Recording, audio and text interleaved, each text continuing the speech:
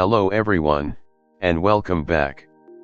In this video, I will show you how to add a bass guitar as an audio loop to a style accompaniment in Giglad. In the previous video, I showed you how to add an audio drum loop, and now we will continue by adding a bass guitar. Let's open the library directory again and go to the audio loop folder. Here, I have added a new folder for bass guitar loops. Inside it, I have 4 bass guitar variations, recorded in 7/8 time, in C major. It is very important, when adding instruments like bass, rhythm guitar, or any other audio loop, not only to record them at the correct tempo, but also to know the key in which they are recorded. This information must be written in the loop file name, so the program can configure it correctly.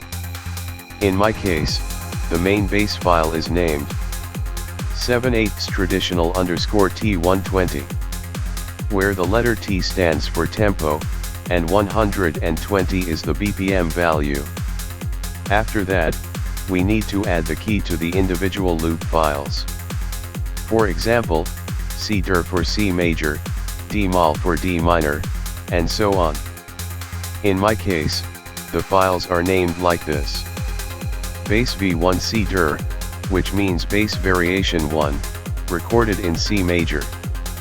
I also recommend checking the factory audio loop files in Giglad and following the same naming approach.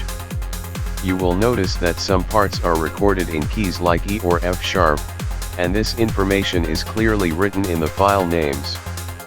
This allows the player to recognize the loop correctly and ensures proper harmony when changing chords during live performance. This is the best solution.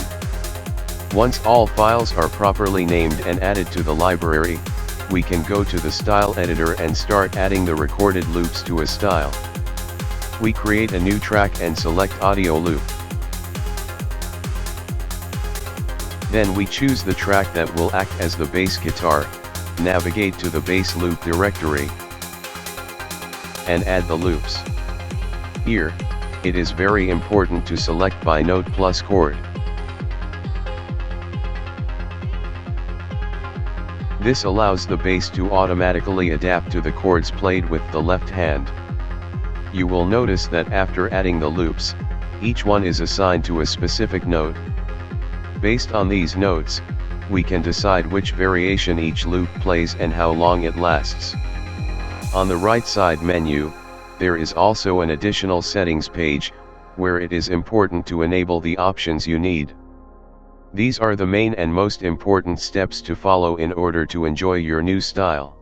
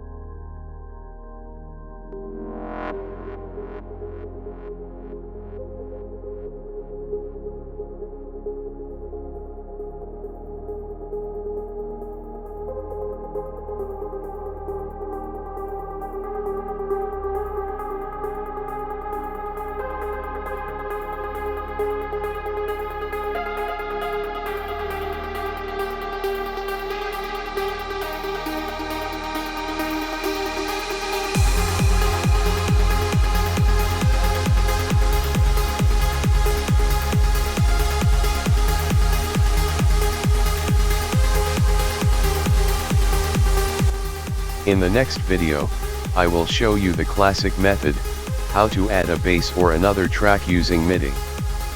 Follow me for the next video. I hope this tutorial was helpful.